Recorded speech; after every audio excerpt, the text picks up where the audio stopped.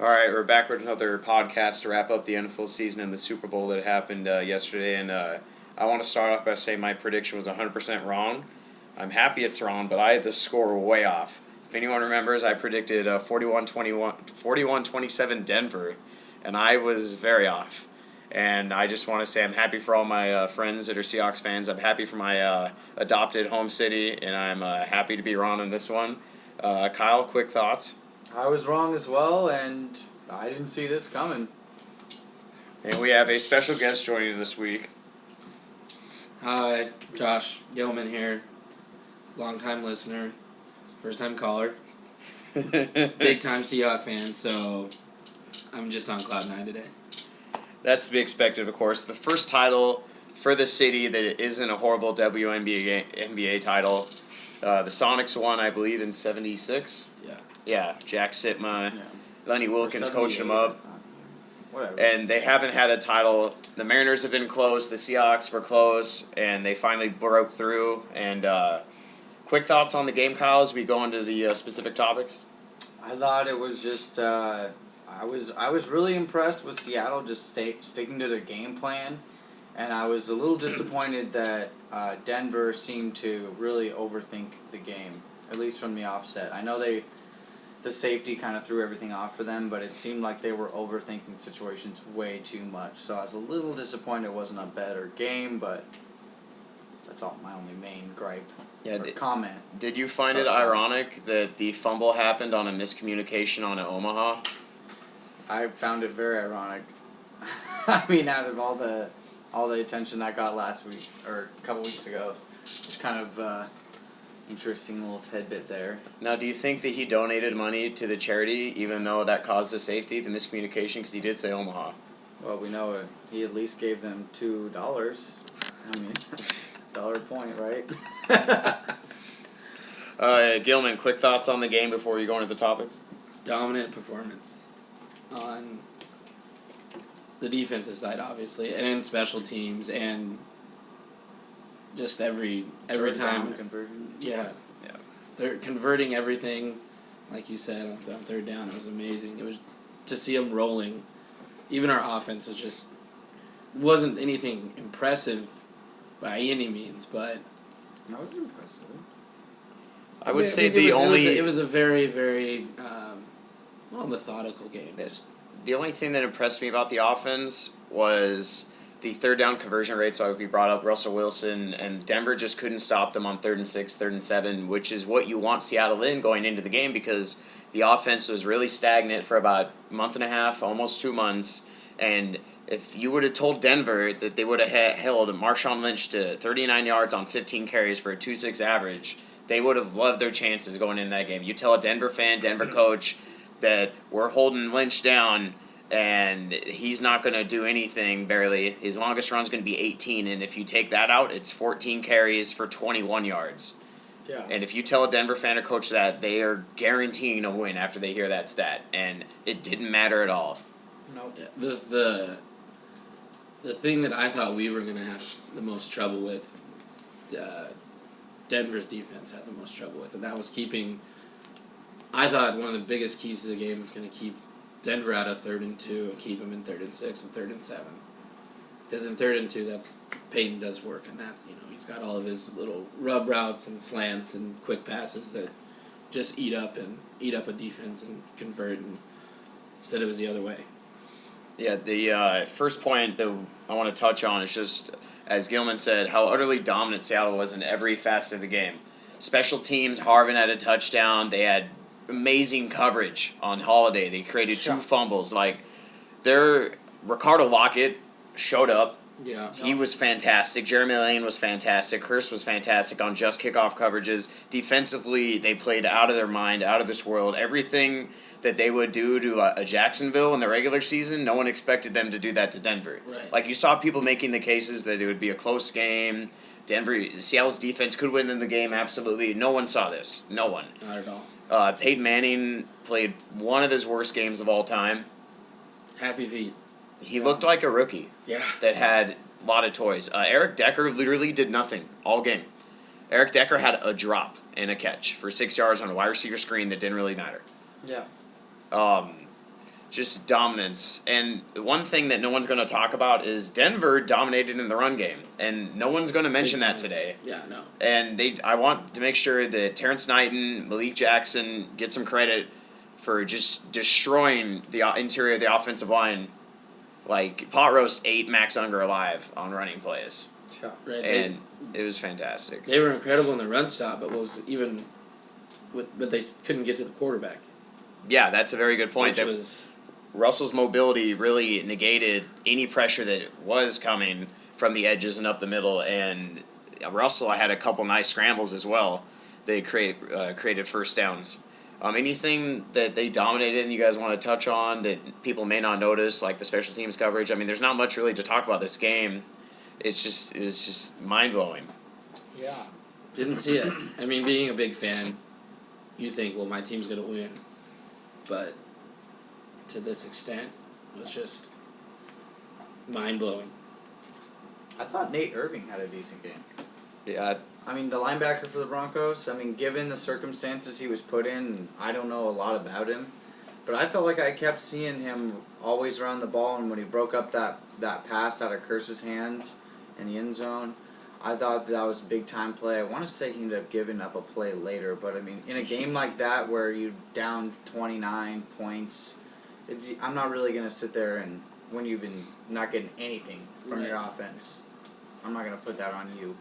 You're on the field all game, you know. So, based off Marshawn Lynch's production and how many carries he's had over the last 3 years, how much does he have left in the tank? Well, he's, 27? I'd say he's got another 2.5, 3 more years. And I think he could even play a little bit longer if they start to platoon him. Yeah, Instead I mean, of the emergence of, Turbin looked really good on the... Yeah, Turbin looked good, and then, I don't know, just I don't feel... I mean, yeah, Marshawn takes a lot of hits when he's running back, but... I don't I'm hoping, I guess, more than anything that the curse of the 30s doesn't affect him. Yeah, everyone is a big fan of Marshawn. I love Marshawn. He's such an elusive running back. He has such quick jump cuts and hip movements that even though he's a huge back, he led Pro Football Focus in elusive rating this year and led them in missed tackles, which is something that Peterson did last year. And obviously Peterson's injuries, might have taken the crown from him, but Jamal Charles didn't lead it, Shady McCoy didn't lead it, it was Marshawn Lynch, and that's something cool to see. But just my concern is 2011, 285 carries, 2012, 315, 2013, 301, and that's just regular season. That doesn't count the postseason stats of carries. So I'm just a little bit worried that he's going to get so many carries that he may just fall off the map. And I hope not, but it's just a concern for me based off what he did in the game. He's never had the dreaded 350, though. No. I mean, that's important because it's a lot of guys get those carries in 1 year. Right. So at least they've been doing a good job managing his carries. It's clearly been a priority for them. But, I mean, clearly hopefully. I mean, he's missed, 5 games in the last 4 years. Yeah. So his durability is there. And it's not questioned anymore. No, not at all. Like I said, he looked really good against New Orleans, and he was bundled up a bit against San Francisco until he had that massive 40-yard run. I'm just, hoping that they start to work in Michael and Turbin a bit more. It's kind of where this conversation I wanted to go. Is they draft Michael in the 2nd round, and they draft Turbin in the 3rd round? 4th round? Yeah. Yeah, and I just feel like they should use them a bit more. It's 2 years ago, whatever. Yeah. Like, I know we talked about during the season that we wanted Michael to get some more carries and some more run. So hopefully they can work that in next year as well. I'm sure they will. So the next thing I want to bring up is who on Denver showed up to play? Because we know that almost no one on that team came to play. That's the reason they got blown out. Yeah. I have 4 players that really showed up to me to play, and it was Wes Welker, Demaryius Thomas, even though he had the fumble, Danny Trevathan, and Pot Roast, Terrence Knighton. And besides that, I didn't really notice anyone that really consistently jumped out as showing up, fighting for the game, going all-out effort. Is anyone else you guys even noticed? I mean, it's really hard to see anyone. Dagobah wasn't horrible. Yeah. I mean, but outside of that, I mentioned Nate Irving earlier. And funny how most of those guys all of those guys really are on the defense. It's all interior defensive Welker was linemen, okay, too. but Thomas was good, Yeah. but that defense was a little bit better than the offense, and I would not have guessed that. Like we said, I mean, there's not much to talk about this game. I mean, after this topic, we're just going to talk about how amazing this defense is and where it ranks. But did anyone for Seattle not show up? Did anyone just have a bad game and no one's really mentioning it because of how great the team played? Russell Okung. You thought Russell Okung didn't look that good? You know what I thought was really interesting was watching. I don't ever remember seeing him play guard this year. And Yeah, he did move into guard a couple He moved times. in to guard on some of those stretch plays. They had the more athletic backup in there. I can't remember, is Atkins or Ayers or something, the backup left tackle for the Seahawks. I can't remember his name, but I just thought that was a little surprising. He had that false start penalty, I think. Yeah, and it's weird because when Seattle was starting to get some field goals and turnovers in the first quarter, they had like 4 penalties on their first 2 drives. They were the ones with the false starts, and they were seeing they kind of were a little bit jumpy. I will say, though, that the first 2 offensive series that Seattle had, Denver's defense did show up because that game could have gotten a lot worse. A lot quicker. They absolutely. held them to a field goal and then a touchdown. I mean, it could have been 2 touchdowns at that point. Yeah. So, I mean, on those first 2 possessions at least. So, I guess for Could have been better. the first 2 plays for them, that was about all they had in their tank. Yeah, I mean, like we all said, this game was a blowout. If you weren't a Seahawks fan, it was kind of rough to watch just because if you don't have a dog in the fight, you really want a close competitive game like Green Bay, Pittsburgh, Arizona, New England, Carolina. You want these really close games, but when you're a Seahawks fan, you want the blowout, you want the guaranteed win. When you're a Bronco fan, you want the same thing. So it's just a little rough to watch as an outsider without not having my favorite team in there, and I think Kyle would agree with that. And Gilman, as a Seahawks fan, he doesn't care. They won, that's all that matters. Yes. And so, speaking of the Seahawks, Kyle Smith, Gilman, where does their defense this season rank among the best defenses ever? I'm not trying to compare them yet to like a 4 or 5 year stretch of the Steel Curtain or the monsters in the midway. Defense. Just one single season, talent level, what they accomplished. Who wants to go first? Gilman, you want to touch on the subject really quick? Well, I mean, I guess the obvious comparison that's been made is statistically and numbers wise is the 85 Bears. I mean, they were the same. Like, I think the average age on that team was like 27, like a very, very young team, just like Seattle. The turnover percentage was I can't remember how many turnovers that the Bears had that season, but it was a very comparable number. So I guess I don't think they were better than the 85 Bears, but I would put the Bears as the single season, in my opinion, best defense for a single season, and then Seattle closely behind that. Kyle, your thoughts before I start rattling off some teams on just how good they rank off the top of your head and what they accomplished. I'd say this is one of the really good defense. They are really good at forcing turnovers, and they're good at applying pressure, and that's without getting a lot of sacks too. I mean, a lot of those guys don't get sacks that they should get because teams know that's coming, so they are playing the Seahawks a lot differently than they would normally play them. So I'd say they're definitely going to probably be in that top 5 conversation going forward. Yeah, speaking of the top 5 conversation, I want to throw out some teams there recently that we've all seen in person and been able to remember and evaluate within our main football lifestyle of just being obsessed with it. And I want to just name off some teams and let everyone touch on them, their strengths and weaknesses a little bit, and compare if they, just off the top of your head, were better or worse than the Seahawks defense. So the first team I want to throw out there is the 2000 Baltimore Ravens. Everyone remembers how dominant they were in their regular season, in the playoffs. They have Hall of Famers on that team, Rod Woodson, Ray Lewis, perhaps the greatest DB and greatest linebacker of all time. You can make the argument for both. Kyle Smith, compare this defense to the Ravens in 2000. Well, the first thing that jumps to my mind when I look at the Ravens defense was just the sheer amount of points that they were giving up per game. They gave up 39 points in Week 2 against the Jacksonville Jaguars and still averaged 10.2 points a game against them. I mean, that is insane. You take that one game out of there, and that team is easily under 10. Like, I just think that speaks volumes to it. Matchup-wise, it's somewhat similar. I would say that the hard-hitting style of the Legion of Boom probably outweighs the Ravens, but the Ravens had probably a more dynamic and recognizable front seven, I guess you could say. Obviously, Ray Lewis being the Hall of Famer there, you're pretty tempted to just put him as... But I can almost say that, you know, the way Malcolm Smith and Bobby Wagner played, that I mean, they were almost as good as Ray Lewis would have been. I mean, how much better would Ray Lewis really have been than two linebackers each getting 10 tackles and your strong safety? Like, that's just... Right, but when comparing it for the whole season, Ray Lewis had a better season than any of their linebackers. True. I mean, in the one Super Bowl game, Yeah. they both had great games, and Smith and Ray Lewis are two of the only three players to win MVP as linebackers. And Gilman, would you like to add your own points onto this? I think the ball hawking skills very similar, but I would almost give an edge to the Seahawks, just because of the depth. I feel like, you know, you put in Thurman, you can put in Lane, you can put in Maxwell, and we're fine. You know, the depth was the biggest thing in comparison to that team. I think gives them an edge.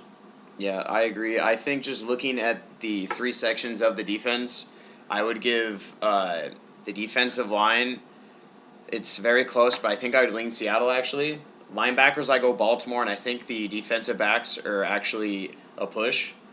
Now, the only reason I say that is because the 2000 Ravens had Rod Woodson, Dwayne Starks, Chris McAllister, Kim Herring, and Corey Harris. And they were all serviceable. They were all basically starting level caliber. Yeah. And they had three different Pro Bowlers, Pro Bowl level players in that defensive backfield. McAllister and Woodson went, and I feel like Corey Harris played at a Pro Bowl level. He was really good. Yeah, I feel like he was great. And I actually think if these two teams played, I would take Seattle to win. So just a little extra note. I don't like that Baltimore offense that much. No, that was one of the worst offenses ever, which makes that defense almost that much better, though. Exactly. When you think about it. But still, it seemed like the Baltimore Ravens were a little less star-studded than the Seahawks. But at the same time, a lot of these names that don't jump out at you are names that, like, in 10 years, Seahawk names might not jump out at you. True. Like, you might not be thinking Tony McDaniel, Brandon Mabane. Hell, you might not Clinton even think... McDonald. Yeah, Clinton McDonald, whatever. Yeah. But well, there's still. two different dudes. They're both great. Yeah. I mean, the starting linebackers for Baltimore were Peter Bulwer, Jamie Sharper, Ray Lewis. Yeah. That's insane. Yeah. I mean, Ray Lewis, maybe the greatest linebacker ever. If Peter Bulwer doesn't have injury problems, he could have been a perennial All-Pro. And Jamie Sharper had a ton of talent. He also ran into a little bit of injury trouble when he left, I believe, to go to the Houston Texans. Yep. Right. So the next team I want to bring up is another team they've been compared to, I feel like, even more than the 2000 Ravens, and that's the 2002 Tampa Bay Buccaneers. So, Gilman, would you like to lead off with this one? I don't know. I just think that this team, I mean, like it was almost the same. If you were a Buccaneers fan, like it was the same thing watching a Bucs game as it's watching a Hawks game. Like their defense is scoring in massive numbers. They're causing turnovers left and right. They have the depth. They have it was the fun defense to watch. You know, it's just incredible. And as far as like statistics go, I got him right here for you. Kyle, step in. 43 sacks, 31 picks, 8 forced fumbles, which is pretty low compared to the Seahawks. I mean, that Seahawks have 3 times that number, but they don't have quite. They have like 4 less picks and like 8 less sacks. But I mean, that's not a turnover right there. Although I guess a lot of the fumbles are going to get recovered anyways. But still, I'd say the main difference between these two teams is that the Seahawks still probably have better depth than this team, but the starting caliber players, like the every down players of the Tampa Bay Buccaneers, were like incredible. I mean, you got Shelton Quarles, Derek Brooks as your main 2 linebackers because they played a lot of nickel. Yeah. Because they had Rondé Barber, Brian Kelly, Dexter Jackson, John Lynch, I mean, obviously everyone knows about the defensive line. Nate Simeon- Webster. Yeah. Dwight Smith, who had two picks in the game. Yeah. Their team Yeah, had 3 pick sixes. Yeah, Dwight Smith had 2 pick sixes in the Super Bowl and Super Bowl. somehow did not get the MVP. It was Dexter Jackson. I don't remember. Yeah. I know he won. I don't remember why he won over 2 pick sixes. That's never happened, I believe, in any other Super Bowl where one player had 2 pick sixes. Right. But I remember what Dexter Jackson had a pick 6 in that game as well, No, didn't he? it was Smith, and Derek Brooks. Oh, Brooks, that was right. Okay. Yeah, I think he had 2 picks himself, but neither one of them went for a touchdown because they picked off Rich Gannon 5 times in that game. Jeez. And Oakland in that game was the number 1 team in total offense, and they just got destroyed. I think the main difference between those 2 teams is the ability of Simeon Rice to have to get double teamed on the 3rd and long. And with Sapp in the Yeah, middle, it's- it's just impossible to get both of them. Yeah, and they also had Greg Spires, who didn't have the sack numbers, but was a very solid defensive end yeah. as well. And this is a really good defense, and they created tons of turnover. They had 4 Hall of Famers. Yeah. Rondé Barber, John Lynch, they're probably both going to get in. Brooks just got in on his first ballot, as he should have, and Warren Sapp got into the Hall of Fame. That was And deserved as Simeon well. Rice Simeon should be Rice in should that. be. Simeon considered- Rice, people forget, I looked this up yesterday, he has 140 total sacks. Jeez. Yeah. So, I'd say their pass rush was, I mean, The- maybe probably the thing that separates them. big time. yeah. Well, not big, yeah. It's a noticeable difference. Like, Yeah. I mean, well, trying to contain that front. it was a little bit different of a game back then too. I mean, the Seahawks give up a little bit more points than the Bucks, by like 4 points a game. But still, it's Right. like, you know, you're just kind of. It's a different game, so it's kind of. Right. It's like the currency. You know, calculating inflation, and you have the Seahawks, pretty much. Yeah. And well, the stat that we were talking about earlier was in a pass-heavy league, Seattle gave up 16 touchdowns all season through the air. The only team in recent time to be better in pass yards per game, 2002 Tampa Bay Buccaneers. There you go. Although the Seahawks, I would be curious to see how much they also led the NFL in secondary penalties. So I wonder. Well, is that also a factor that their teams are throwing more, and thus they're also calling pass interference more on both sides, Mhm. a lot more than they used to? Yeah, definitely could be. The ball's going downfield more than. So, really quick, Kyle, Seattle, Tampa, better defense. I'm gonna take Tampa because you got 4 Hall of Famers, and you Yeah. got another one that should be, and as good as the Seahawks, it's like a team effort with the Seahawks. But Yeah. like you gotta admit, the starting 11 for the Tampa Bay Buccaneers was like incredible, and without knowing the future, I mean the Seahawks could honestly, like hypothetically speaking, be a very mediocre defense next year for whatever reason. I don't think that would ever happen, but if it did, I'd feel really stupid saying that they were better than the Tampa Bay Buccaneers that year. Absolutely. Tampa Bay Buccaneers on that year also had, let's see, their starters. Almost every one of their starting defensive players started every game that season. Yeah. Seriously. So maybe they didn't So, need the depth Seattle Didn't need the had. didn't Yeah, need the they depth. didn't That's need the that's, depth. you know, I mean, for, I mean, they could have had it, and we wouldn't have known. how does a Absolutely. team go through a full season without having one of your players or one you know, a guy with a rolled ankle or anything? Yeah, exactly. Yeah. So, Gilman, are you taking Tampa or Seattle? Oh man, take Seattle. Well, I mean, I'm a homer, so I'm gonna say Seattle, but that's probably one of my top 5 favorite defenses to have been a witness to. So you're going to take Seattle and not really admit to what you believe? It's- That's cool with me. It's Well, no. I'll go to my thoughts. It's a 1 and 1A. It's a 1 and 1. So who gets the letter?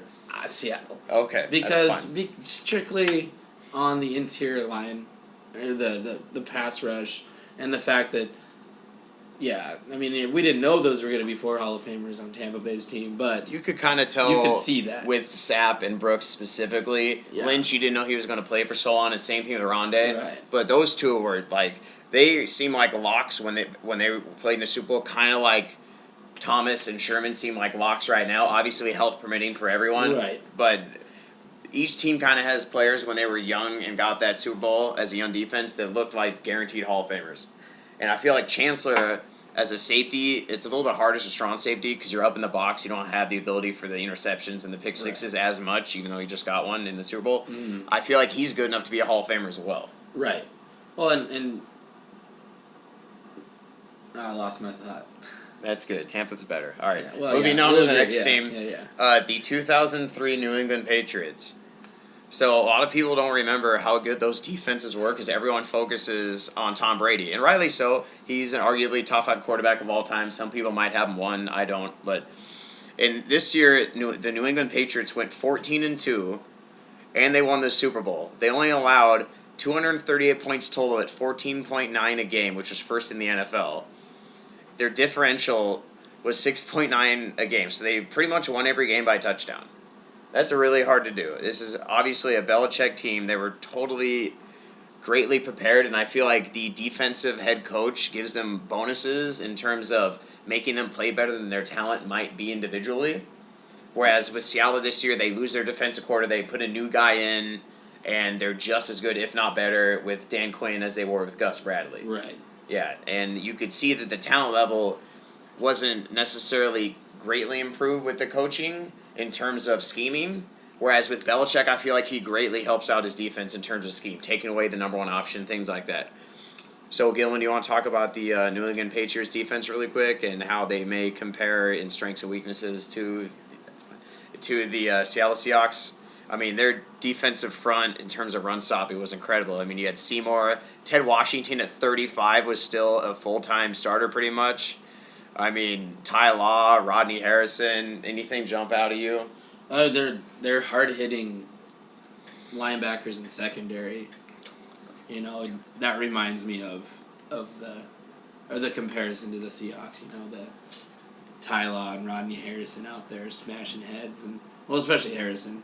Yeah, absolutely. You know, he was always a headhunter. And the play of Willie McGinnis wasn't I would say no slouch, but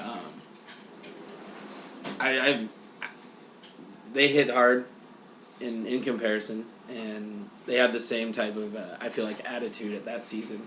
Yeah, I feel like a lot of people underrated the New England Patriots 2003 defense because they didn't have that one guy that just was guaranteed you had to double block on third down. They didn't have anyone that was over 10 sacks in a season. Vrabel had 9.5. Seymour had 8. They had a lot of balance, but when you look at their team overall, they only had 41 sacks, which doesn't jump out you excessively. But at the same time, they had 5 defensive touchdowns, and they had 29 interceptions. And that's a really big number. Kyle, would you like to jump in and talk about the Patriots really quick and as another great defense in 2003 when they won the Super Bowl? Yeah, they had 41 sacks, which I believe is a few more than the Seahawks, 1 more pick, and 5 less forced fumbles. So it's a really interesting concept, very similar to the way the Seahawks were constructed. I mean, they're not really necessarily having that one player that goes out there and does most of the work. It's a predominant group effort. I mean, you got guys, I mean, not all these guys are going to be Hall of Famers, but I mean, they almost are in the Players Hall of Fame. I mean, Teddy Bruschi, Mike Vrabel. Those are 2 guys I don't know if they'll ever make the Hall. Ted Washington, Players Hall. Yeah. And these are great guys like that. Larry Izzo, Players Hall. Ted Johnson, Players Hall. I mean, these are players that you want on your team. They had a 22-year-old Asante Samuel as their nickel corner. Yeah. If that tells you how good this team was. Just a really good unit altogether, and it just exemplified the team defense. And, Rodney Harrison was the boom. He was the Cam Chancellor of this group. Teddy Bruschi was a tone setter. So, really good defense. Very different. I mean, they definitely tried to trick opponents as opposed to the Seahawks where they just line up and flat out beat you. So, I don't know. Hard to compare the two that way, but definitely an incredible defense. I take the Seahawks over this defense, though. I agree with the Seahawks are better as a team, but would you also agree that the But- talent level for New England was greatly increased because of Belichick's amazing coaching, Agreed. especially early in his Patriots quote-unquote dynasty? They'd almost be a harder defense to play a one game because Seahawks are going to run cover 3. It's just up to you to man up and beat it. And Denver Belichick- obviously couldn't. Right, but Belichick, I mean, do you really have any idea at that point in his career what he's trying to do to you? Like, He would go 4-3 in a game to start a game. The next game 3-4. The next game 4-3. The next game like a 2-5. Yeah. And he'd just put Seymour and Washington next to each other. And when he played Peyton Manning in the playoffs, and just Manning was like, pretty much "What's happening?" revolutionized defense at this point in the NFL. I would agree with that. I mean, I mean, it's maximized his players' ability too. Like, this is before the Ravens of 2000. They were a 4-3 defense. flat. I They mean, didn't really they didn't- change it up. Kind of like And Seattle. Marvin Lewis was Yeah. their D coordinator. I mean, Yeah. that's what it is. It's 4-3. It wasn't like no tricks, bells, whistles, or anything. Yeah, like the 2002 Bucks, they played pretty much cover 2, kind of like Seattle played cover 3. Yeah, they were just that type of team where they didn't Right. need to change it. They just dominated. So, would you two agree that this was the first Super Bowl winning defense recently that really made an effort to change up their scheme and what they ran to the opponent and try to adjust the opponent instead of running their base system no matter what? Oh yeah. Especially in terms of a Super Bowl winner. Yeah. Well, I mean, obviously Pittsburgh's kind of always had a unique system as well, but Right. I mean, They run a 3-4. What they I Yeah. feel like they change up their blitz patterns a lot they're more, just but they don't. Yeah, I was gonna say they're just more blitz heavy or blitz oriented than whereas Belichick didn't have to blitz always. He could still come up with like the Velcro coverage and like lots of shells and bumps. So the next Super Bowl winning team with a great defense I'd like to bring up is the 2008 Steelers. Yeah. Now, this team had a ton of great players on it. Troy Polamalu, I believe, won the Defensive Player of the Year that year. Yeah. Yeah. Yeah. They had James Harrison, who, if anyone remembers the Super Bowl, had that massive pick six against Kurt Warner right at the end of the first half. That was one of the best plays ever. 93 yards. 93 yards? Yeah, it was whatever it was. Yeah. It was crazy. So, Was it 99 yards? no, it wasn't 99 yards. Every close. lineman's dream there. Yeah. Fat guy touchdown. James Harrison, you're short and stout. You're kind of close to a defensive lineman. And that's why you get so many sacks. Yeah. So, Kyle, would you like to touch on the 2008 Steelers really quick and what they did great compared to what Seattle does great? I think the thing that separates the two, obviously outside of schematically, was that they would use Troy Polamalu in a role that you would see Cam Chancellor and Earl Thomas do separately. Like that's the one difference I feel like between those two teams outside of scheme was that Ryan Clark's always been like a solid safety in this league, and he kind of reminds me of like a junior Cam Chancellor, you know, because he definitely doesn't have the size, but he's not Right. afraid to stick his nose there. He's had more fines than almost any safety I think in recent. He's memory. one of the Probably- smarter safeties, too. Yeah, he's always on his First Take, or not always, but he appears on ESPN morning shows a lot, and he's really, really good. But yeah, it's just, to me, it's just crazy how much Troy Polamalu, I think that as good as Seattle's defense is, they never had a player that was like the J.J. Watt of defense. Like, if that makes sense. I don't know Like if that over-dominating like, just player. though he's literally the best defensive a player. generational talent. Right. Kind of player So, on you don't defense. think Sherman, in terms of corner, can be that? Or Could is he be, not but there because yet? of his position, Polamalu's already set to make an impact on so many other types of plays. So I don't Right. think you could compare the two. I mean, Like if Sherman played safety, sure he could be that good, but would he be making tackles like Polamalu did? I don't know.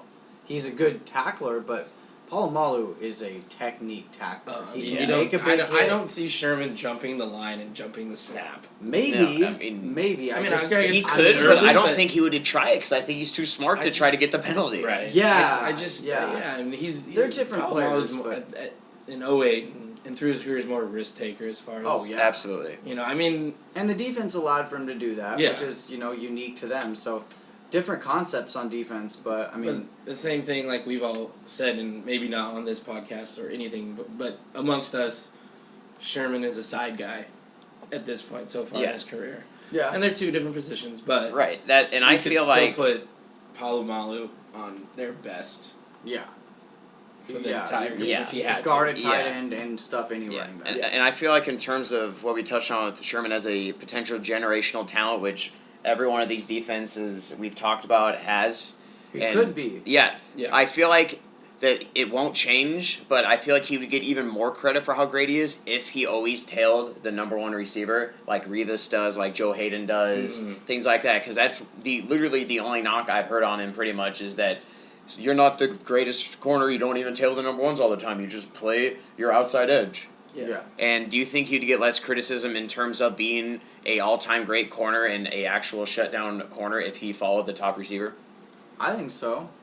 If he can translate his game into, There's always going to be something though. People are Yeah. going to talk about how he can have Earl Thomas behind him, so he can always play more aggressively.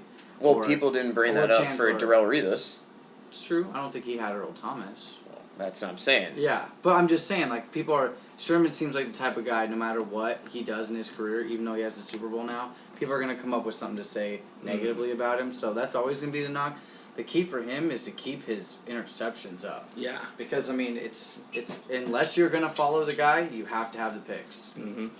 Because otherwise you're guarding. Well, anybody. and the Yeah. one thing that's gonna happen, I mean, we may see is a dip in his interceptions. Oh, he should. you know, every great. I have no idea how he's managed this many so far. Yeah, I mean, they're like- still throwing on him, and I know you have to. You know, it's like this is what we're gonna take a gamble or risk as offensive. There's really nobody you want to throw against on their secondary. and so unless they re-sign Browner, which they won't do. Sorry, no, he effectively was replaced. We have not missed him at all. Yeah. Speaking of him, just really quick, I don't think he ends up on the team next year. At all, huh? With all those drug issues, isn't he suspended for more games next year at the start of the Somebody year? will go after him. I mean, think he probably, would, but I think his suspension was this year. I think he was clear for. He'll just go to a team on a super cheap deal. Probably is he end up in going to San go to? Diego. I was going to say New England. Belichick's Probably, probably be in Dallas, dude. Oh, yeah. Him and Brandon Carr are tall enough. One thing I'd like to say about Palomalu to Sherman really quick. Sherman this year, 16 passes defended. Palomalu as a safety, 17 in 2008. As a safety. Yeah. The Steelers this year gave up 13.9 points a game. They led the NFL, which is something you'll see in common with a lot of these great defenses. Obviously, they're great because they don't give up points. They create a lot of turnovers, and they create a lot of negative plays. And speaking of negative plays, the Pittsburgh Steelers had 51 sacks in 2008. This was the height of James Harrison at his best. 16 sacks, 7 forced fumbles. Well, yeah. Lamar Woodley, 11 and a half sacks, 4 fumble recoveries.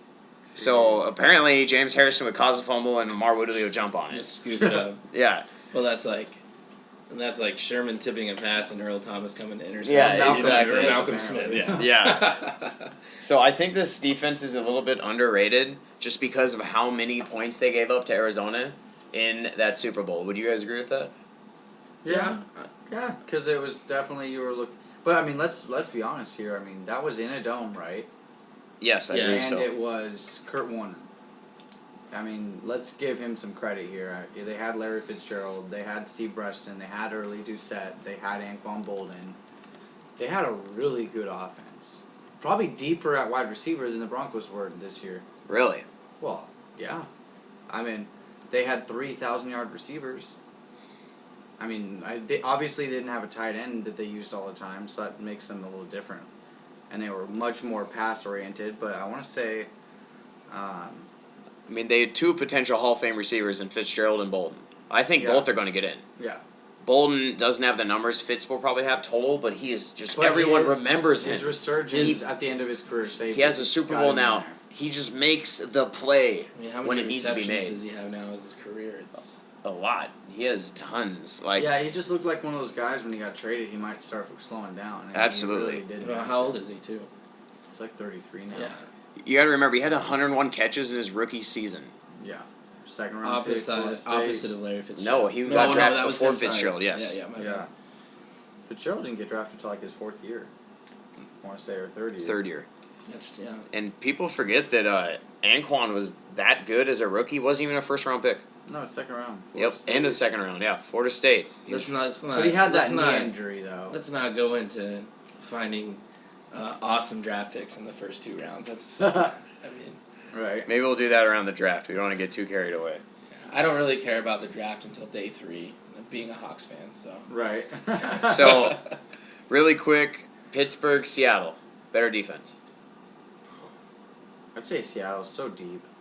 and that's what it is. They don't have to trick you. I feel like all of these, the glaring or the biggest difference across the board with each of these teams that we've mentioned versus the Seahawks is the linebacking core. Seahawks still have a great. They have an incredible linebacking core. That's Right, what's but funny about it. They have a great linebacking core. It's the lack of not lack. I guess it's Game just, changing plays that you notice. Who? Everyone Maybe gets KJ interceptions. Wright's gonna come Just out and seems just like be a team effort. it's 7 sacks next year or yeah, something. it's just And they interchange players so much that it's hard to really get a peg on who's doing what every play. yeah. And that's the biggest thing is it's the team. Yeah. They know where to miss, or they know if they get beat on a certain play that it's almost okay because there's a guy 3 yards behind him. That's Your third or fourth corner is better than our $50 million corner in Dallas. That's just incredible. yeah. Well, our $600,000 quarterback is better than your $16 million quarterback. I would never say that. First of all. Whoa. Let's not get into a Yeah. Romo Russell thing, because I don't want to get hit in the face with a missed punch. I'm just kidding. So, Gilman, Seattle, Pittsburgh. Seattle. And I go Seattle as well, and the reason I go Seattle is because their corners, just their starters alone, are a lot better than what Pittsburgh brought to the table. Ike Taylor was really good in 2008. That was probably one of his best seasons. Yeah. But Sherman's better. Yeah. And then as soon as you go down the corner line, Seattle just blows them out the water because of that depth that we keep bringing up. So, one more defense that I want to bring up, and this is the only defense that didn't win a Super Bowl. And if people remember the 2006 Baltimore Ravens, this is the year they got Steve McNair. They went 13-3. They were the best team in the NFL. They gave up 12.6 points a game in 2006. And they lost to Peyton Manning the year he won his Super Bowl 15-6, and they didn't give up a touchdown. Wow. Okay, and Kyle, would you like to touch on the 2006 Baltimore Ravens? What an incredible defense, first of all. Having Haloti Ngata as a rookie that year, I believe. Is that correct? Yes, he was a rookie that year. And I want to say that at this point they had Terrell Suggs, they had Yes. Ed Reed, so Yep. they were already 3 players better than they were before. Yeah. Exactly. Do they still have Kelly Gregg? Yes. Yes. They had Kelly Gregg on that defensive line. It was just a really talented, deep. And our boy. Which one? Can't wait. Yeah, Bart Scott, who had a insanely good year this year. 9.5 sacks. Wow, I would have never And guessed people like to forget that this is the year they signed Trevor Price off the scrap heap Yes, from the that's Denver right. Broncos. He had 13 sacks and was like 6th in football in sacks that year. Kyle Smith, how many sacks did the Ravens put up that year? that. I don't even know. 60. 60 fucking sacks. They Holy crap. they almost doubled Seattle in sacks. Seattle had what, 33 this year? Yeah. Yeah, 30. Yeah. Baltimore had 60. 60. That's insane. And they didn't win the Super Bowl. No. And they didn't even run a 4-man front. Nope. Nope. That was 3-4. That's ridiculous. How do you have linemen, a 3-4 end that has that many sacks? That's just insane. Dirty. All 4 of their starting linebackers went to the Pro Bowl. Oh, Bart wow. Scott, Ray Lewis, Adalius Thomas, Terrell Suggs all went to the Pro Bowl. That's right. Their starting safeties, Dwayne Landry and Ed Reed, Went to the Pro Bowl. Went to both the had Pro 5 picks. Both had pick 6 touchdowns in the regular season. Ray Lewis, this team was so good he only had 81 tackles, and he started 14 games. Wow. Just think about Ray Lewis under 100 tackles. This is his only year without major injury where he did not have 100 tackles solo. He couldn't. Exactly, They were because already He was already tackled. There were better. Yeah, that's just. That's like the weirdest thing to ever say. Like, I tried to get there, but they were already tackled. You don't need my assistance today. 60% of Haloti Ngata's tackles were behind the line of scrimmage. Jeez. And he only had 1 sack. Wow. And he started every game. Wow.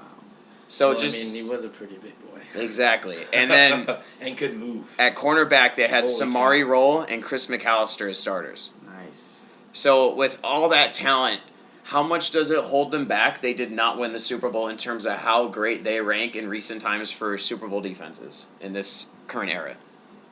It holds them back because people forget about them. Exactly. That's the only You reason don't- why. yeah. I don't think it holds them back when you actually look at it all because, I mean, obviously you're going up against what we now know is like top 5 or top 10, however your list is, greatest quarterbacks ever. Right. Not to mention, clearly you had a horrible offense. Yeah. Like, I mean, Yeah. you can't put up more than 6 points against that defense. Now, I want to say the Colts had a That really good defense defense was that actually year. pretty good that year. But still, I mean, come on, it's the playoffs and you can't put more than 6 points up. You can't blame that on your defense at all. It's a Super Bowl. You can't put more than 8 points up. Yeah, I mean, the Colts defense, just their defensive line had Anthony McFarland, Robert Mathis, and Dwight Freeney. That's And they had Bob Sanders healthy for his only season, probably healthy. glass. And Yeah. he was incredible, and Antoine Bethea at safety. So, Gilman, where would you rank this defense just hearing the numbers? 60 sacks, 25 picks. I mean, that, like we said, it's a shame because it's overlooked because they didn't win the Super Bowl that year. I mean, statistically, you got to put them in the top 5 almost. Yeah. You know, in the recent years, obviously. Well, yeah. And that would be That's tough. that's a tough one because of You almost have to give it to them. right. Yeah, Because you put anybody back there behind and give as a It doesn't quarterback. even matter who's the corner on that team, and you had an elite corner. Well, Two no, of you them. know, you go, Yeah. you I give mean- them a quarterback that's not Steve McNair. Yeah. he had 14 touchdowns, 12 picks that season. Steve McNair. Jamal Lewis had 1,100 rushing yards, but his average was 3.6. They wouldn't have even been in the playoffs. No, No, not like at all. this offense, people forget. Like, there's so much more name talent. 'Cause they also had Derek Mason, Todd Heap, Mark Clayton had actually I a feel pretty like good you year. put Joe Flacco on that team, they win the Super Bowl. Oh, absolutely. Probably. Yeah, No problem. I But mean, I mean, it's just they didn't. yeah. They didn't have that. In terms of team, they still had Jonathan Ogden in his prime at left tackle. Yeah. Yeah. So I mean, with McNair, like he had time. I mean, his sack percentage was only 2.9. That's one of the best numbers from a quarterback recently. And there was a Grantland article, Grantland.com. Visit it. There's your site. Talking about adjusted points per game against for great defenses recently. And this article is written before the Super Bowl, so this also affects the number a bit, but it's only for regular season. And the 2002 Buccaneers, their adjusted points per game was 12.4. The 2000 Baltimore Ravens was 14.4. The 2013 Seahawks were 14.4. The 2006 Baltimore Ravens, 12.4. Tied the Buccaneers. That's ridiculous. So that's just some evidence of, it's only one stat, obviously, and they didn't win the Super Bowl. That's just a little bit of evidence that how great they were. And for my money, I take the 2006 defense Right. over Seattle's. Kyle, what do you think? I have to agree. I mean, Seattle's got great defense, but shit. That's an incredible That's the defense. only 4 Pro Bowl tackle Linebackers. linebackers. I mean, Jesus. That's the only like the saying defense wins championships. The only one that doesn't fit. The exception. For recent times, yeah. You know they Unless clearly your offense should've. is that bad. Yeah. I mean, think of, Jeff Garcia could have got them the Super Bowl Probably. in 2006. he was probably in Cleveland that year. yeah Does anyone remember that? George Good Blanda. God. throwing 36 Super Bowl. interceptions all season. Well, they He probably still would have. got They it. would have At had least more he would've field had goals. touchdowns, Yeah. So Gilman, Baltimore. Yeah, I mean, yeah, I have to say that. Like, Just think about the playoff game they lost. They held Peyton Manning to no touchdowns, and he had Edgerrin James, Marvin Harrison, Reggie Wayne, Dallas Clark. yeah, I mean, you're gonna. I mean, those guys are all futures. I mean, Harrison, Wayne, Manning, all locks. Tarek Glenn, left tackle. Yeah, he was still good. I think he actually just fell off the face of the earth with injuries that next preseason. Yeah. Blew out his leg, was never the same. But But at the same, yeah, I don't know. yeah, well, those are some of the great defenses All right. recently. And speaking of defenses, now we're going to look forward towards next year, and we're going to have obviously the Seahawks Lynx. They just won the Super Bowl, and they dominated, and they deserve the time. So, what do the Seahawks need to do in the offseason? Yeah. What do they need to look for in the draft? What do they need to do in free agency? I'm going to name off some of their important free agents right now. heart and soul of the team, Michael Robinson. They could probably get him back on a minor deal. Golden Tate is a free agent. Is he someone you want to invest some money in, even though you already have Harvin? And then a lot of their depth on the defensive line are free agents. Michael Bennett, probably their best defensive lineman this year overall. 8.5 sacks. Tony McDaniel and Clint McDonald, two really good rotational defensive linemen. And what are they going to do with that defensive line depth? That was one of their great advantages. So, Gilman, being the Seahawks fan, I'm going to let you go first. What do you want them to do with these free agents? What do you want them to look for in the draft? Well, I mean, I love Bennett, and picking him up, I mean, in the offseason had to be one of the biggest acquisitions for them, I think, on the defensive side. I'd love to see him stay, but at the same time, if we can sign, he's going to chase the money. He's a guy he's not. I mean, he's been a great addition, but I feel like he's like the least of the team mentality. You know what I'm saying? Like, well, because he wasn't drafted into the system. I mean, he was brought in on a 1-year contract. Yeah, because no one wanted to sign him because I believe he had a really bad torn rotator cuff that he played through last year in Tampa when Pro Football Focus had him as the 6th best defensive lineman in the league, and they let him walk because of it. And Seattle picked him up in a really cheap, team-friendly deal, and he was amazing, predictably, because he didn't get hurt. Yeah, he would be, I think, the one, obviously outside of Browner, that I think would be either the first to go as far as re-signing when it's time. And it's unfortunate. I mean, I loved him, but let's see if he does. I don't know where his head's at and where he's gonna, if he will or chase the money or whatever. But I could see him doing it. And it's sad to lose him, but oh well. It's kind of my right. You got what you wanted out of him. Yeah, Kyle, do you think he got a Super Bowl? Yeah, we got a Super Bowl with him. You know? Kyle, do you think he's important enough to invest in as a non-Seahawk fan? Like, the impact that he made this year, is that something that you think they should maybe give him a multi-year commitment to keep him around? If he was not 30, I would say yes, but he is, so I would say no. As a matter of fact, most of those guys on the list, I wouldn't re-sign. Just because you draft so well. You just draft so well that it's hard to really... At some point, you have to let your... I hate to say this on such a young team, but you gotta let your young guys play. I mean, I don't know, they're drafting so many guys every year, they're stacking up picks, and you gotta get 7 new rookies in there, and I'm sure only 3 or 4, maybe 2, might even make the team, but you can only sign so many... You don't want to bog yourself down.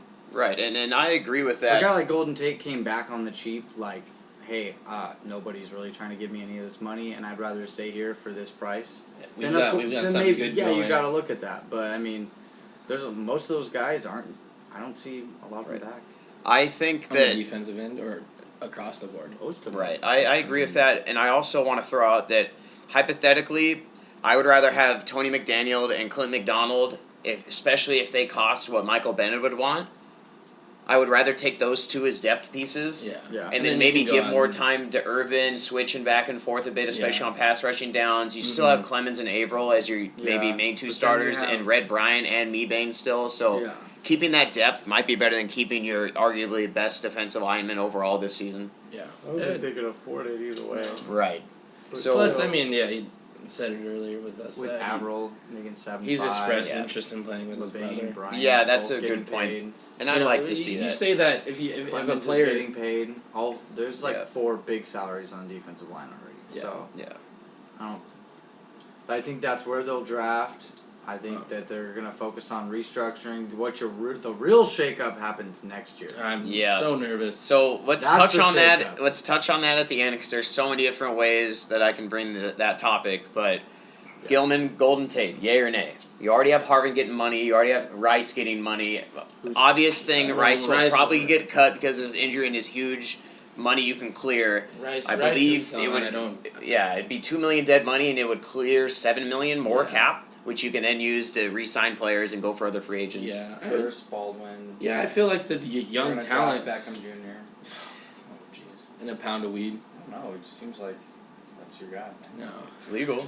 Yeah, in Washington, bring him here. Yeah. Right. No, it's just the young talent, the healthy talent, the guys, the receivers that are building a rapport with Russell Wilson. That's key. You know, they're the same age. They're the same. They have that same. It's true. You know, they're on the same page. Like obviously, when Sidney Rice was there, it was a help. He's been healthy. Yeah, and then I mean, that guy I feel like was a disappointment in terms of what he got paid because he had that monster, really, really good year in Minnesota. well, so And then did he was Harvin. hurt, and then he went to Seattle. But unlike Harvin has game-changing speed. Oh, yeah. Where Well, I mean, Sidney Rice had very good leaping ability. He was good at the point of attack. But when injuries can sap that, just like speed. But I feel like because of Harvin's just an insane, once-in-a-generational type speed receiver athlete Yeah. in terms of his production meeting Break his tackles talent. like that. Yeah, Well, but well- Rice, you can lose that focus with injuries, and you can lose your drive. You don't run a wide receiver sweep pretty much. They ran the exact same sweep, Twice. and Twice. they got about 15 yards each time. and you don't run that with Sidney Rice. No. And I feel like Jermaine Kearse is pretty much Sidney Rice right now Right. next year, Yeah. if not better. And Percy Harvin can come in and he Play lined up in slot. the backfield. Yeah, Yeah. I Like wouldn't 3 or put 4 Sidney times Rice in during- at slot, and No, Harvin yeah. can play slot. Right, he's lined up in the backfield just to throw up. I mean, Plus- that's another weapon. That goes back You to know. the fact that you have to draft somebody. Yeah. You got picks. Yeah. So, I mean, there's a lot of wide receivers out there that this is a deep class. Like, you guys are probably going to take one in the first 3 rounds. Yeah.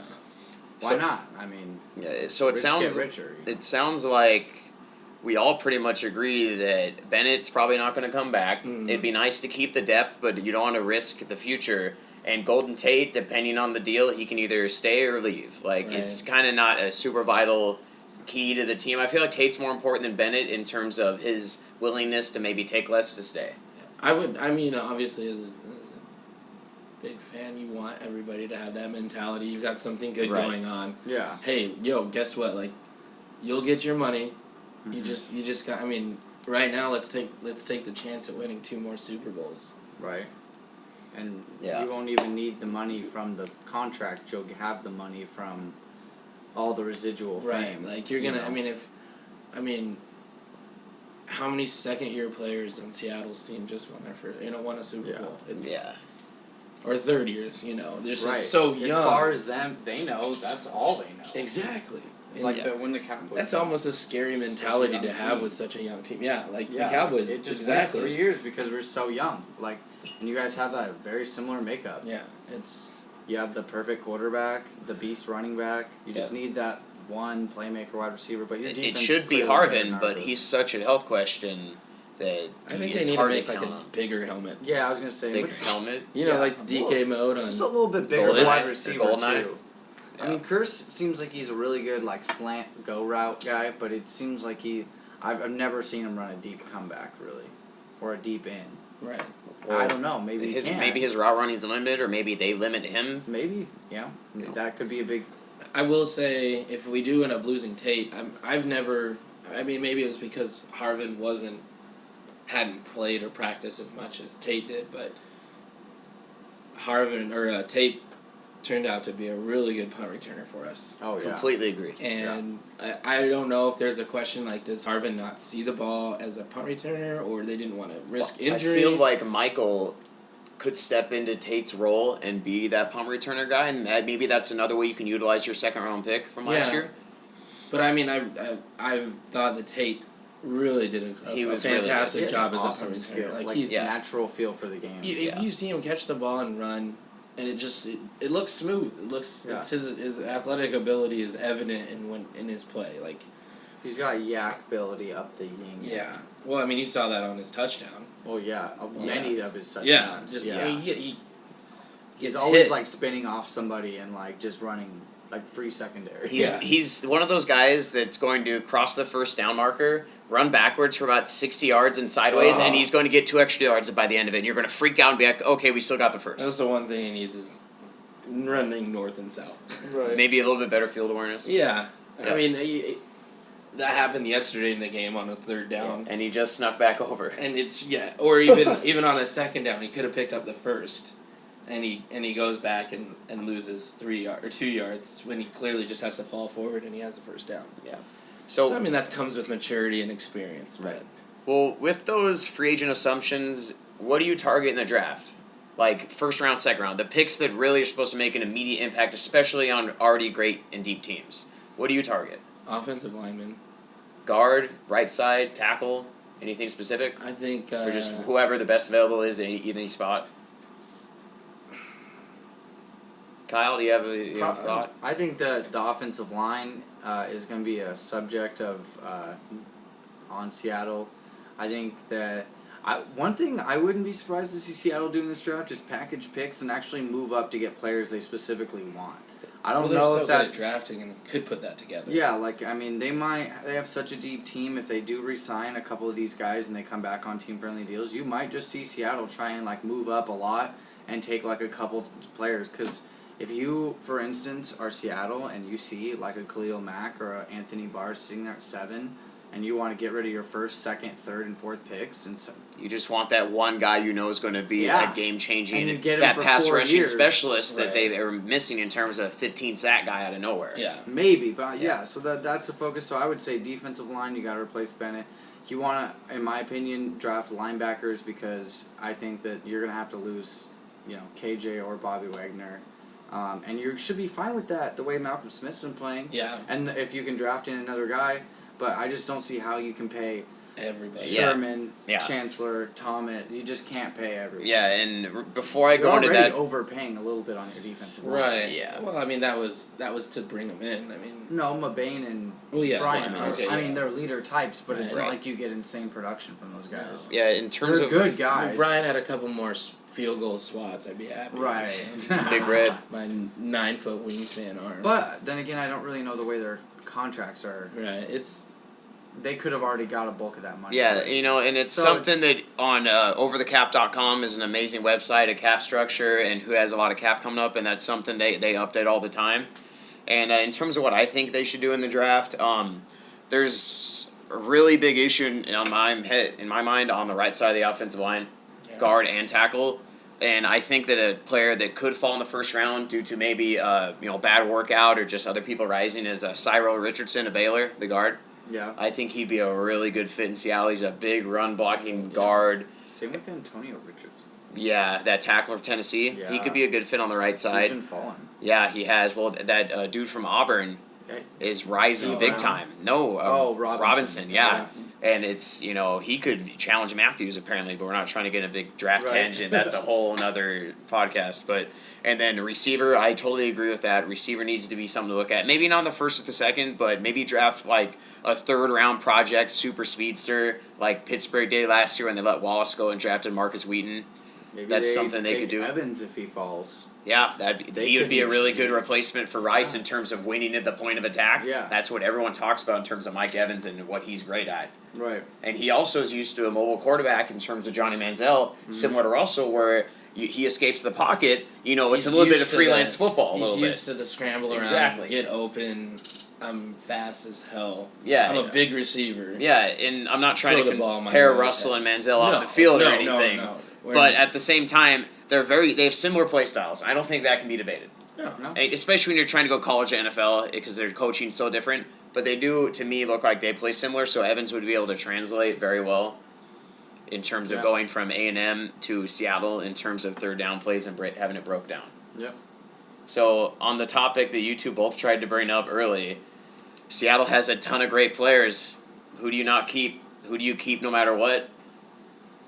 Keep Thomas. Yep. You gotta. You have to keep. I feel like you have to keep all 3 of the key Legion of Boom members, no matter what. Sherman, Thomas, Chancellor. Yeah, you have. I mean, And I that's believe important.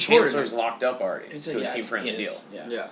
It's important. I mean, what they've gone through and done for each other, they feed off each other. Mm-hmm.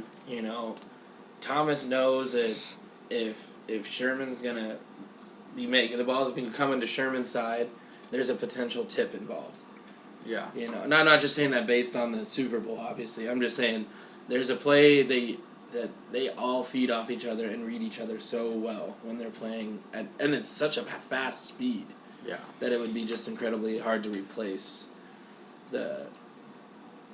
on the fly thinking, or the Right. awareness, the how smart they are.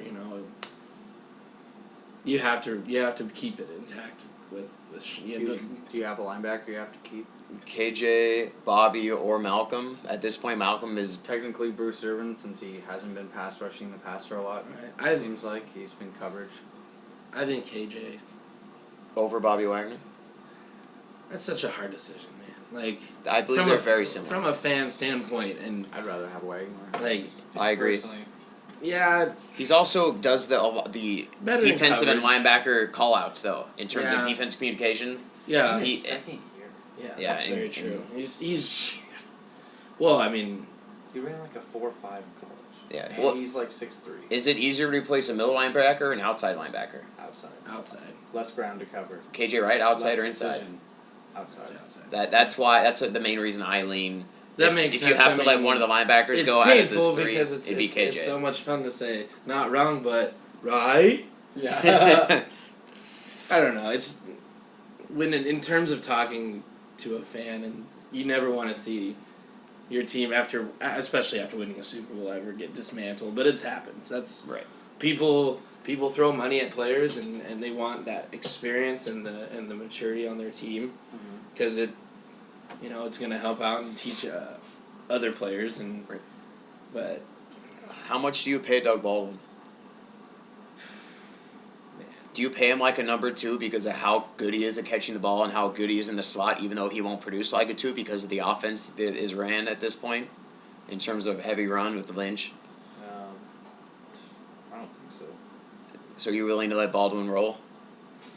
if you I mean, obviously, You gotta without make a numbers, decision it's on hard it. to do. I'd but- take Baldwin over Tate. yeah, Okay, that's what I was going to go Okay. to. I agree. I would fair take enough, Baldwin yeah. over Tate as well. Baldwin's Tate's good. Yeah, so assuming you can only pay I feel two like of their Baldwin's top. Baldwin's, bit more his consistent. hands are Oh, I think incredible. far and better than Yeah. than Tate's, but they're similar players. But it's just with one you've got the hands and the other one you've just got the awareness and the ability in traffic alone. I think. Well, I mean, Baldwin's good too, but I mean, how many tiptoe sideline catches? Did Yeah, that I guy don't make think this there's year? anything wrong to say that Golden Tate makes more highlight plays in terms of explosive yak plays than Doug Baldwin, whereas Doug Baldwin is probably better at the super tough, difficult catches. Yeah. Tate to Cleveland or Indy. Right. Indy actually would be more interesting to me. But Well, Cleveland still, if they're building like Wa- him and Josh Gordon, that'd be decent. Yeah. Jeremy Lane T.Y. or Walter Thurman? Thurman. This is why we got to ask these Played questions. Thurman's played. I mean, he's played more than Lane, and Yep. he is. I mean, Are they free agents? No, but Oh, just in Thurman terms is. of which one would you keep out of the two? Thurman's a free agent. He's restricted. restricted. Yeah. But Just like Browner. Oh, somebody could swoop him hard. I know. But I mean, okay, Browner goes out, and I'm thinking, well, I said this to you during games earlier in the season. Yep. Browner's getting beat. Yeah, and I Browner said looks Browner slow. looked bad. and it's weird. Like He was. He didn't got off the drugs. maybe I that mean, was he's the been caught big decision numerous or times. big reason that it was just he's slow. He looks. Lethargic a he little looked bit. out of shape. Not out of shape, but he just looked. Didn't look like the same player. Yeah, You know, he they- looked like when he tried to press and get up in the receiver's face, it looked like he missed a lot more in terms of that initial a contact. half step, two Yeah, steps it didn't slower. seem like it made as much of an impact on the wide receivers. Yeah. Like they were able to just get off from the wide and, receivers. and Thurman comes in, and he's better. Well, Maxwell was the best. Well, yeah, I was super impressed with Maxwell. but yeah, no, that guy was fucking. Thurman awesome. would be sweet to be able to hang on to. But you say Lane, you say Thurman, and that just exposes how much more depth we have. But we lost Browner and Thurman came in. If we lose Thurman, we have Lane Right. and Maxwell. I feel like depth in the defensive backfield is the one thing that you'll be able to keep longer than the other two defensive groups. yes. So, two more topics and then we're done. The best defense in the NFL next season. There's a lot of really good defenses right now. Seattle, obviously, best defense in the league last year. San Francisco is right there behind them. Carolina was absolutely incredible this year. and a lot of teams have cap room. Cleveland, I feel like, is really good, and if they didn't have to be on the field so much, they would make a lot more headway in terms of being a top 10, top 5 defense. TJ Ward's great, Joe Hayden's great. They put some money into Kruger. They drafted Mingo, who showed flashes, although I'm not really that sold on him yet. Yeah. Kansas City, everyone forgets they started out the year dominating everyone with Houston and Tom Ali. Kyle Smith, there's some defenses you think that could challenge Seattle next year and be the best? I'm saving mine. Hopefully no one will talk about it. But who could be the best defense in the NFL next year besides Seattle? Can I give 3? Yes. Okay. I would say New York Jets have a chance to have a really good defense next year. Like, really good. Their front 3 was incredible last year, and with Idzik making the calls and another good draft under their hands, and Rex Ryan obviously being one of the most brilliant minds. I'd like to say good job, Idzik and Johnson, for keeping Rex Ryan. Yeah. Don't let that horrible drafting beforehand cloud the fact that Rex Ryan is a masterful defensive coach. The players love to play for him, and he's a really great coach. Yeah. Sorry to interrupt, Kyle. No, that's good. I was going to say I would totally expect Carolina to continue their dominance. 3 of their best players are locked up for at least the next 3 years on the defensive line, and that's Latulele, Kawan Short, both rookies last year. Charles Johnson. And Charles Johnson. And so if you can bring back Greg Hardy, great. If you can't, though, that may not even... I mean, obviously 15 sacks is almost impossible to replace, but they were... you remember his last name? The guy who replaced Johnson for a while? We talked about Mario him. Addison? Yeah, he was actually decent in his place. And I want to say he was a really young guy, too. Yes, so, he's in his 2nd or 3rd year, I believe. Yeah. If they have another good draft, especially in the secondary, because nobody knows who those guys are, that'd be great. Yeah. But still, they all played well. No disrespect. So I would say those are 2 of my, I would say, surprise defenses. Okay, Gilman, you want to Maybe throw out not 3 surprise defenses? Maybe some you agree with from Kyle, or some that he didn't mention that could challenge Seattle for the best defense in the league next year? San Fran. This surprise. If you don't want to talk about San Fran, I will definitely talk about San Fran. No, I know you hate them. That's expected. Potentially, there's the NFC West could have the top 3 defenses in the league, or with how St. Louis is potentially could draft the top 4 defenses in the league. Yeah, it's just we got in and we got it early and we got lucky to escape this beast that is turning the NFC West. Like, realistically, there could be some just ugly defenses in a good way. Yeah, reminding me of when the NFC East had those defenses that just beat each other. Or the AFC North. Can be 11 and when the Patriots are 11 and 5 and didn't make the playoffs. Yeah. San Francisco. I mean, obviously rival and a team I don't like, but 100% respect. Yeah, without question. I'm not gonna sit here and say that I don't think that their defense is amazing. They can lose Whitner this year and Eric Reed's there. They're just as stacked, I feel, depth-wise as Seattle. And that's another team with tons of draft picks and really good at managing their cap. And it's weird to see that at the same time these 2, 3, 4 teams are drafting so well. Yes, in the same division. In the same division, and maximizing the potential out of everybody. And both of them are Seattle and San Fran are finding amazing value players from the 4th round on. I mean, we didn't really talk about it, but Seattle has had on their team, from the Super Bowl winning team, 21 of their roster players were undrafted free agents. Not all, undrafted the same year and whatever by Seattle, but in their career, all undrafted free agent teams or players. Another defense I think that is up and coming and going to be a really fun one to watch is Cincinnati. I think a lot of GMs and defensive coordinators are kicking themselves for overlooking Vontaze. Oh, Vontaze. Like, We're all smiling right now. I think I speak for all of us, and that we all tag him as our boy.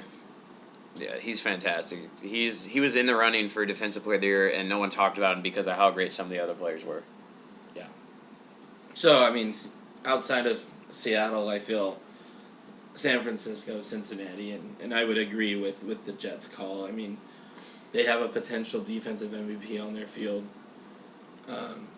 with Muhammad Wilkerson. Yeah, dude's a monster. I'm on the train. I'm on the Wilkerson train. I love him. Yeah. So I'm going to throw out a few teams for me, and then we're going to do quick Super Bowl predictions for next year, just teams, who's winning, and then we're going to be done. This thing's running long. The number one defense, and this is a prediction, not the one I like the most. Arizona Cardinals will have the best defense in football next year. They were very close this year. I believe they were 4th. Yeah. And the funny thing is, like Gilman said, Seattle and San Francisco and Arizona are all in the same division. Yeah. And Arizona is another team now that's starting to draft really well. And this team They've been all right is for a loaded. while. Yeah, It and seems like they missed on just a couple players. Having a quarterback would be yeah. nice. and they're loaded. They got Cleus Campbell, Dockett, Darrell Washington. They picked up Dansby, brought him back. Resurgence. He was incredible this year. John Abraham brought him in as a 3-4 outside linebacker. No one wanted to sign him. He had 11 and a half That's what sacks. worries me about that defense. Yeah. You have two I mean, players that balled out that Yeah. probably won't do that. Yeah. Arizona beat the Hawks Yeah, in Seattle. Yeah, let's not forget that. Like, that Seattle defense had 4 destroyed picks. them. Yeah. Like they. If Arizona had a real quarterback, they could win the Super Bowl next year. And that's not my prediction, by the way. I just want to say that they have the talent. And Patrick Peterson at corner is the most talented corner I've maybe ever seen. Everything considered, talent, intelligence, playmaking ability, tackling. I mean, that dude is just loaded with He talent. flies He across doesn't the play field. offense makes me mad. Yeah, he does every once in a while. They He try to should throw play to him. more. Yeah. I'd like to just talk about the St. Louis Rams and Robert Quinn. hypothetically, if they drafted Clowney, Oh, their front four could Stop. be Chris Long, Michael Brockers, Robert Quinn, Jadeveon Clowney. that's I'll say over under 8 sacks against the Seahawks next year. Yeah, that's just insane. And they also have a lot of young talent. They have a lot of picks. They have 2 first-round picks again this year. Thank you, Washington. Exactly. Screwing over our division. And the last defense I want to mention that could have a really big bounce-back year when they're healthy next year is the New England Patriots. Chandler Jones really came into his own in his second year this season. I could see him as being the surprise potential leader in sacks next year. Yeah. I could see him having a year where he has 16.5, 17. Gerard Mayo comes back. Hightower, we'll see. Aqib Talib, they're going to bring back. I think he gets an extension this year. McCourty's really developed into a very good free safety, moving from corner to safety. Mm-hmm. Logan Ryan was a very solid rookie this year in his play that he got at the end of the year. And Vince Wilfork comes back. And that dude is so good, I'm not going to doubt him, even though he had a major ACL injury. Only one he's ever had, though. Exactly.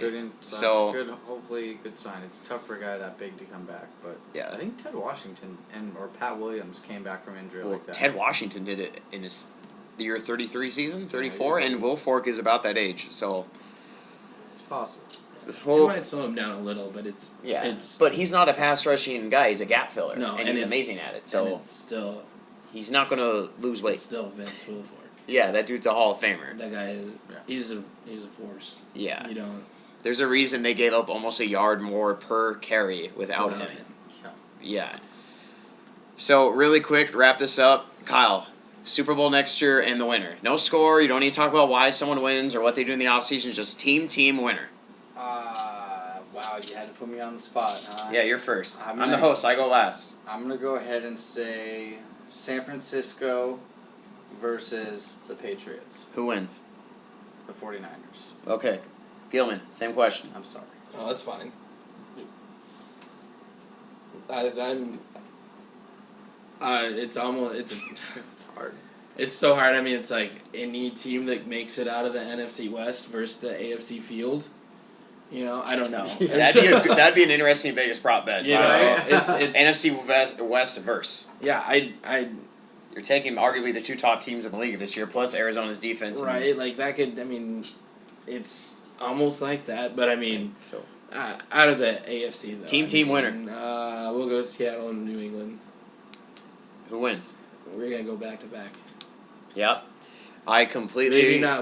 I'm not saying we're gonna go 3 in a row, but we have the potential to go back to back, and then maybe again in 3 years. Just yeah. All right. Well, I think Seattle's going to go back to back as well. As soon as they won, I think they're going to go 2 in a row, and then I think they'll not win 3 in a row because they're going to have to lose players for the cap. Blah blah blah. So Seattle is going to play Pittsburgh in a super surprising Super Bowl, and they're going to get revenge and blow out Pittsburgh.